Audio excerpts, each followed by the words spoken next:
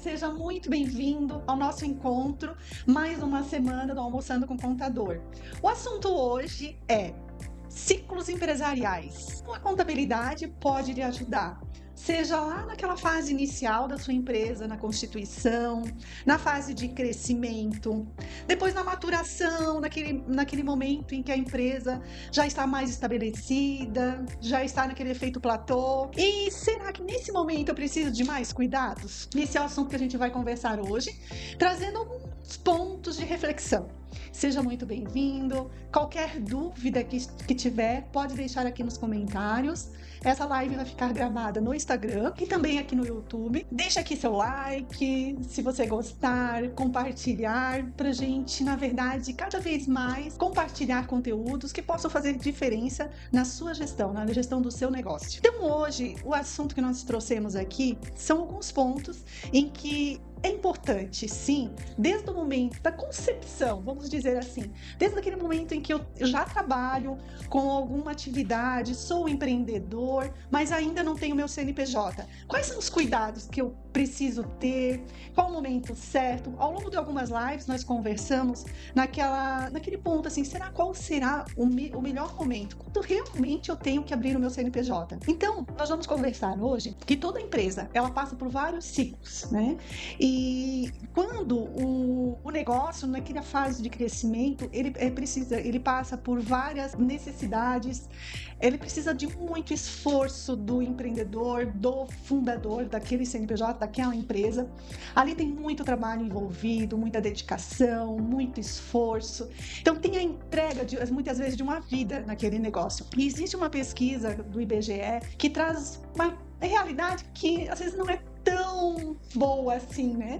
33% das empresas, elas sobrevivem, elas vão até a segunda geração. 15% das empresas chegam à terceira geração. E menos de 0,5%, 0,4% das empresas chegam na quarta geração.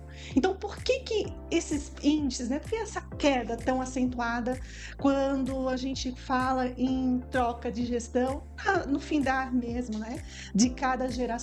Quais são os cuidados que a gente precisa ter? Então, na primeira fase ali da constituição do CNPJ, seria muito importante, muitas vezes não é possível, né? Muitas vezes o empreendedor, ele já está na sua atividade, está trabalhando como pessoa física e ele sabe fazer o que ele tem de melhor. Então, muitas vezes ele abre o CNPJ pela necessidade, muitas vezes, do próprio faturamento, da questão tributária, na incidência da tributação ser tão acentuada na pessoa física.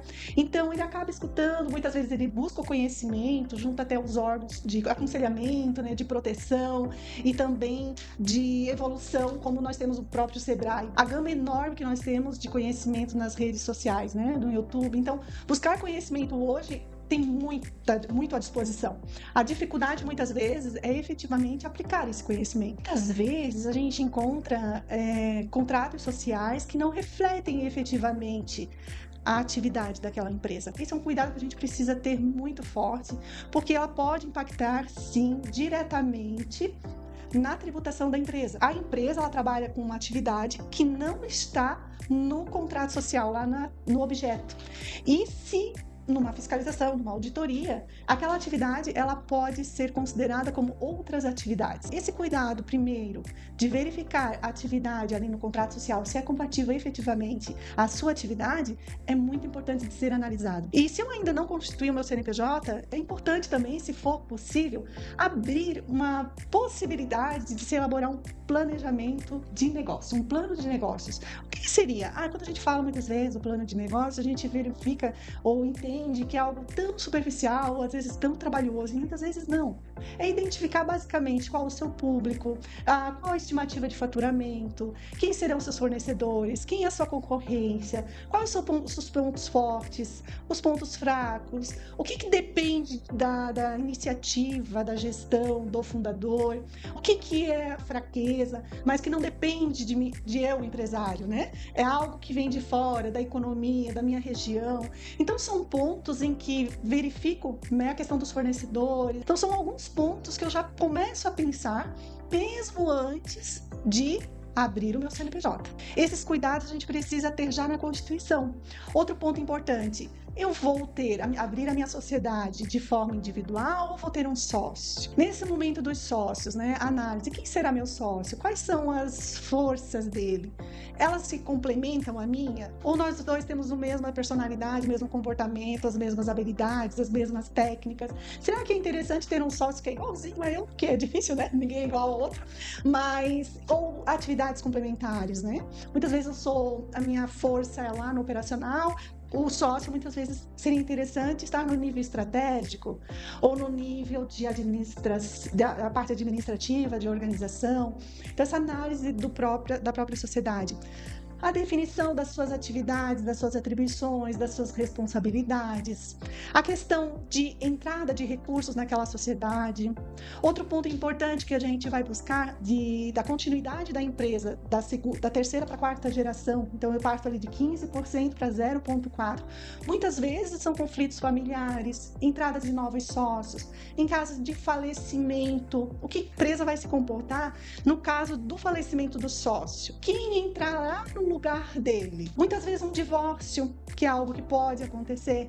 Como que vai reagir? Quando se abre aquele CNPJ, nem se busca assim de forma muito superficial até, tem que passar a tua certidão de casamento. Efetivamente, por que passar a certidão de casamento? O que tem a ver a questão de analisar, da necessidade de analisar um regime? O regime da comunhão universal de bens, da comunhão parcial, o meu sócio tem uma união estável ou não, tudo isso influencia, porque em casos, como comentei, né, do divórcio, da separação em si, influencia dos negócios, né? Porque aquele sócio, ele tem parte de cotas da empresa. E na dissolução dessa união, como é que se vai dar? O que eu tenho que cuidar no momento de constituir aquela empresa? Tudo isso é importante e pode ser definido em termo de acordo entre sócios. Não necessariamente precisa estar disposto no contrato social da empresa.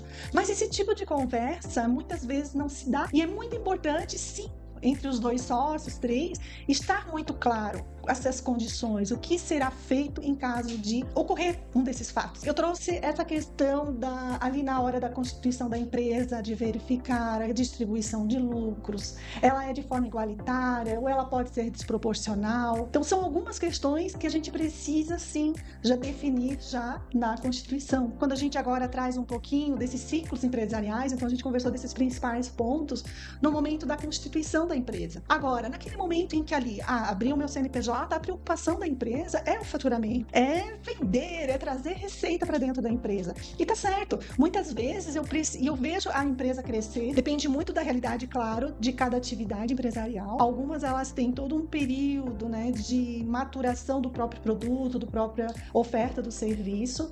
Em outras não, outras elas já têm um poder de venda, de distribuição dos produtos muito forte. Então ali existe a possibilidade, muitas vezes, de duplicar, triplicar o faturamento ano a ano. O empresário está correto, ele tem que vender para a empresa se manter, para ter dinheiro, para poder se organizar. A empresa está nessa fase, nesse ciclo de crescimento, focado justamente ali na entrega, na distribuição, enfim, no faturamento. Se perde um pouquinho na questão da organização.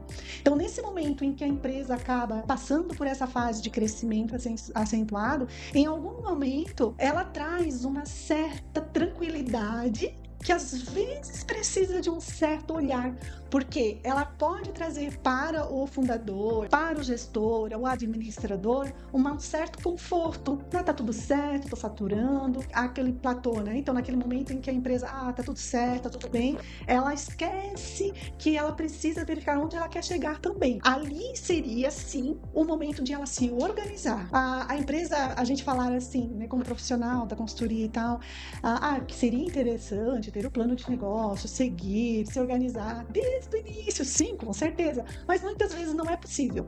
Mas em algum momento, essa clareza o gestor precisa ter, que é naquele momento em que ele chegou o momento de colocar ordem, de colocar organização, de trazer ali para a gestão indicadores. Se no nível de gestão a gente fala em KPIs, né, objetivos e metas, a questão das atribuições, plano de cargos e salários, plano de carreira, na questão de gestão de pessoal, né, a definição de processos, mapeamento de processos. Ali a gente verifica em algum momento a empresa faturou e ela ela até esquece de olhar lá para o planejamento tributário. Ela está pagando tributos que não precisaria estar pagando. Está pagando a maior ou indevidamente. Está no regime incorreto. Muitas vezes ela está no Simples Nacional, que é o primeiro regime, sim, em grande parte é o início de tudo, né? Mas não necessariamente é o regime que tem que permanecer.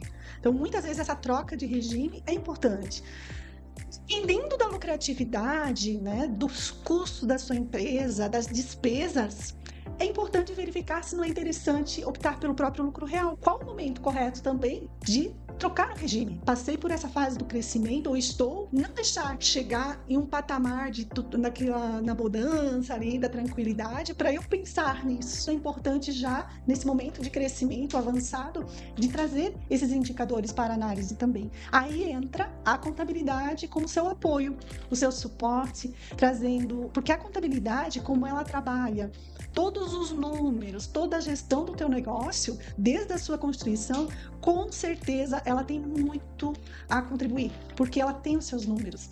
Então ela consegue, sim, de todas as formas, assim, te auxiliar nessa formalização e definição desses objetivos, dessas metas, da organização interna da sua empresa. A questão, assim, do planejamento estratégico, como eu dei um pouquinho de spoiler lá no comecinho, né? Lá no plano de negócios, muitas vezes eu abri, fiz aquele procedimento normal, fiz meu plano de negócios, pensei estrategicamente na minha gestão, mas foi lá na abertura da empresa. Sentei, às vezes eu fiz no próprio Sebrae, ou algum requerimento que eu fiz na minha imersão, ou mesmo com o meu contador no momento da constituição. Ficou muito interessante, ficou lindo mesmo, ficou tudo planejado, mas muitas vezes aquele planejamento, ele fica na gaveta. A importância de ele trazer, né, de tempos em tempos, aquela verificação do plano, de analisar, eu coloquei isso aqui como uma meta, será que faz sentido ainda? Não, porque todo planejamento, ele não é fixo. Ele não é eterno. Eu falo assim, ele pode ser até eterno, mas sempre com ajustes, né? Sempre trazendo o novo para esse planejamento. Então, ali eu consigo adotar essas pequenas alterações, pequenos ajustes que, com certeza, vão trazer mais sentido para o teu negócio. Não ficar aquele plano tão fora, assim, sabe? Aquela coisa inalcançável, né? Aquela coisa tão superficial. E trazer o planejamento uma ferramenta de gestão do seu negócio. Outro ponto importante que eu até coloquei aqui, mapeamento de indicadores, trabalhar com metas, como faz diferença a gente ter até a Nádia que está aqui comigo aqui, né? Quando a gente coloca as coisas no papel, sabe? Tu visualiza, colocar dia, a gente vai se reunir, a gente vai fazer determinada ponto, determinada análise, que dia que a gente vai fazer, que dia a gente vai fazer o vídeo, como isso gera resultado. A gente só consegue evoluir se nós conseguirmos colocar no papel a minha meta, só que não pode deixar ela na gaveta, né? A gente tem que colocar a meta e ficar monitorando. Fiz ou não fiz? Beleza, não fez? Não se acuse também. Não foi possível por tal e tal motivo, vamos fazer um ajuste de rota. E assim a gente segue. Outro ponto importante nessa questão não sei se vocês já ouviram falar em que eu gosto muito também de acompanhar até uma propaganda do Luciano Hang, né? Na Van. Ele diz, empresa rica, sócio pobre. O que quer dizer isso? Não efetivamente que eu tenho que a pobreza, não. É o sócio pobre no sentido de não ser ele rico e a empresa pobre. Quando a gente traz essa figura sócio pobre, é um sócio que ele deixa a empresa ter o seu crescimento, a sua evolução, a sua independência. E eu aqui como sócio, eu não posso tirar os recursos fundamentais da minha empresa e trazer para meu desfrute. Nada impede eu ter a minha empresa em crescimento, ela já está maturada, ela já está com a sua evolução, está tudo certo, e eu trago aqui a figura de sócio próspero. Eu gosto da palavra prosperidade. Por quê? Às vezes a gente até confunde a riqueza com a prosperidade. Muitas vezes o conceito riqueza, ele é muito subjetivo. 10 mil reais eu sou rica, né? E tem pessoas que ganham 1 milhão de reais no mês e ficam endividados, não conseguem se manter e ficam com problema, aquela agonia toda, né? Então, o que traz a prosperidade? A prosperidade eu vejo que é muito trazer a paz, né? Então, naquele momento em que eu, Elisângela, né, sou mãe, sou esposa, sou a sócia, sou a coordenadora daquela empresa, sou estudante, sou filha, então tenho vários papéis. Então, naquele momento em que eu consigo lidar com um certo equilíbrio todas as áreas da minha vida, tenho condições de pagar meus boletos, sim, consigo investir, consigo pensar no futuro, tenho o meu presente bem tranquilo, eu posso, sim, para uma outra pessoa, eu tenho um faturamento, uma renda de pobre, mas sou feliz, estou tranquila, eu sou próspera, né? Consigo doar. Então, na verdade, entendo assim, que naquele momento, eu, como sócia, seja administradora ou cotista, eu tenho a minha vida tranquila, próspera. Deixo a minha empresa crescer, porque ali houve uma divisão de parte financeira bem separada. Então, não passa a gestão de recursos próprios, das minhas necessidades como pessoa física por dentro da empresa. Existe a distinção entre pessoa jurídica e pessoa física. Então, nesse momento, esse sim seria um dos principais pontos de organização já no início. É muito importante o empresário, desde o início das suas atividades empresariais, separar a renda da pessoa física da renda da pessoa jurídica. Esse é um ponto muito, muito primordial mesmo, que pensando no crescimento da empresa, é um dos pontos mais importantes. Hoje, o nosso objetivo da nossa live era trazer esse assunto de uma forma mais resumida, até pra gente não se estender muito. Eu só vou terminar agora, que então a gente passou de forma bem superficial. Se você tiver dúvida, sugestão, pode deixar anotadinho aqui ou escrever a sua dúvida, tá? E a gente vai conversando, tá? Deixa eu só verificar aqui. Oi, André, que legal, sempre participando. Obrigada pela tua participação. Vamos lá. Então, a gente passou então da Constituição, a fase de crescimento, e a gente falou que nesse crescimento não esquecer de colocar uma pitadinha de organização, até para fortalecer a sua empresa, para ela entrar nesse nível de maturação, de crescimento, né, da empresa, de robustez da empresa. Por que que a gente traz? Nesse momento em que a empresa tem um bom faturamento, ela traz um prolabore bem interessante, ela distribui lucros para os sócios, ela está em fase de crescimento, é que traz essa sensação, às vezes, de conforto. É nesse ponto que a gente precisa, às vezes, tomar um pouquinho de cuidado. De ali, colocar esses pontos, sim, de organização. Eu vejo que nessa fase da empresa não tem como fugir de colocar ordem, de colocar essa organização, de trazer um planejamento tributário para a empresa, um planejamento, uma estruturação, um planejamento estratégico, né? Essa visão da empresa hoje, como que ela vai estar aqui até na segunda, terceira, quarta geração. É possível se pensar assim. Nessa fase, aconselho até de fazer uma análise até da gestão patrimonial pessoal dos sócios. Essa questão sucessória é importantíssimo se fazer. Então, esse planejamento, então, a gente traz desde o estratégico, né? Lembra daquele planejamento de negócios que a gente traz no início da empresa, depois a gente evolui, cresce, coloca ali o planejamento tributário para não ter perigo de pagar tributos a maior, porque um dos maiores sócios que nós temos, que é o primeiro que recebe, independente se tem lucro ou não, tirando o próprio lucro real, né? Mas mesmo assim o lucro real, ele tem alguns tributos que incidem diretamente no faturamento. Então, independente de você ter lucro ou não, o fisco, ele tem a parte dele. Então, vamos dar a parte dele, sim, mas de forma correta. Nada mais, nada menos. Nada mais porque é um dinheiro jogado fora e nada menos porque pode incidir multas, juros, multa de penalidade por sonegação. Então, a gente tem que tomar muito cuidado. Então, a partir desse momento em que eu trago plano de negócio, depois eu trago para minha gestão um plano tributário, eu tenho que trazer esse planejamento estratégico, onde eu estou, onde eu quero chegar, quais as minhas oportunidades, quais as minhas ameaças na gestão do meu negócio.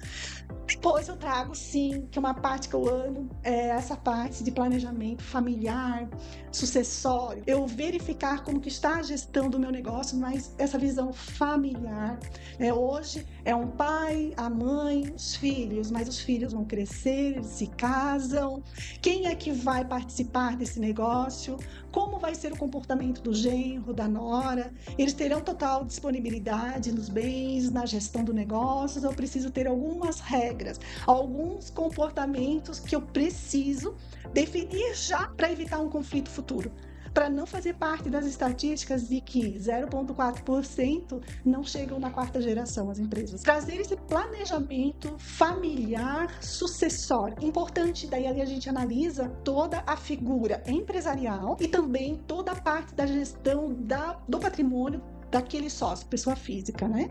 Então, muitas vezes, será que vale a pena eu ter todo o meu patrimônio na pessoa física? Tem momentos que sim, vale a pena sim. Tem outros momentos que é um desperdício, é deságio do patrimônio, é uma perda, às vezes, de 30%, 40%, deixar o patrimônio na pessoa física, enquanto que eu poderia fazer a gestão dele em uma pessoa jurídica, 2 ou 3, dependendo do planejamento, qual seria o melhor formato nessa questão societária e sucessória para garantir essa tranquilidade pela resolução de possíveis conflitos que possam ter da segunda, terceira, quarta geração dos meus negócios. A gente trouxe constituição, crescimento, maturação da empresa, cuidados na linha sucessória, né? Nessa questão da segunda, terceira, quarta geração, os cuidados em caso de falecimento, então da necessidade de planejamento sucessório, essa estruturação da família.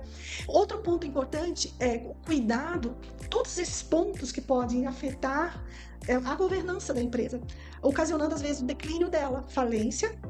Mas eu quero trazer também o ponto que a contabilidade pode ajudar, desde a constituição a toda essa fase, a buscar, a trazer a valoração do patrimônio da empresa. O que é isso? Quando eu consigo trazer a organização, a ordem para dentro da empresa, eu consigo definir processos, eu consigo determinar alguns indicadores, eu consigo clarear todo o processo. Com certeza, a empresa ela começa a ter valor. Por que valor? Em aquele momento em que a empresa está passando por aquela fase de crescimento, faturamento, é nessa fase em que é possível a empresa ela ter equity, não sei se vocês já ouviram falar, é o valor que a empresa tem hoje no mercado. Então, muitas vezes, quando passo ali a inexistência da segunda, terceira ou quarta geração, tem aquela visão negativa, né? De declínio, diminuição de faturamento, às vezes extinção da empresa. Mas muitas vezes é o que a gente busca na empresa, ter a venda dela, a valoração dela, é o que a gente chama de valuation, né? Que, na verdade, onde há uma valorização da empresa, muitas vezes, ali tem vários formatos de cálculo do quanto vale a minha empresa, né? Às vezes ela vale o valor do patrimônio líquido, tantas vezes.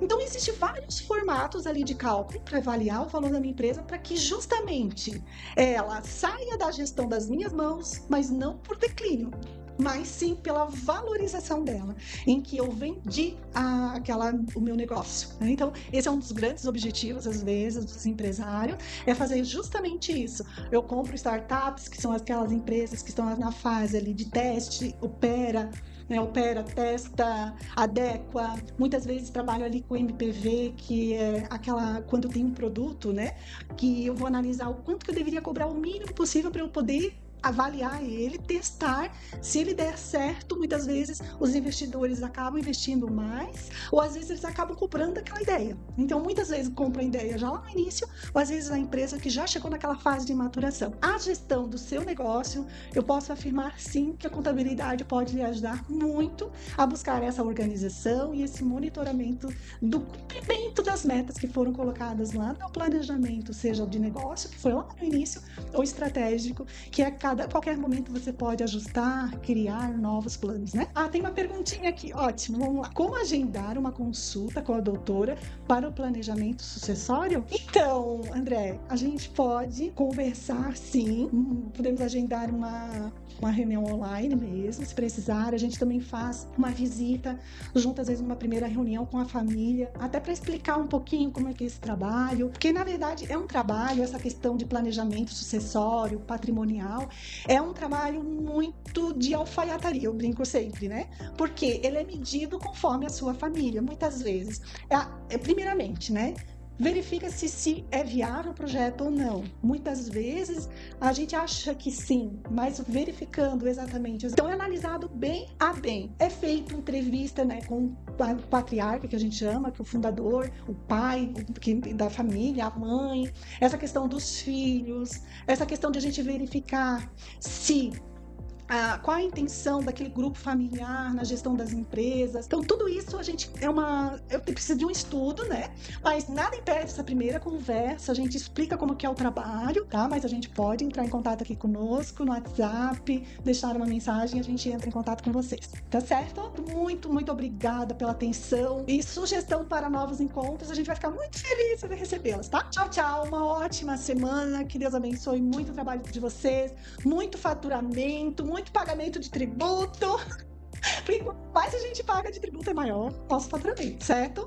Então, aquela mentalidade de prosperidade, de fazer a diferença na vida do nosso cliente. Tudo de bom e até mais. Até a próxima segunda-feira. Tchau, tchau!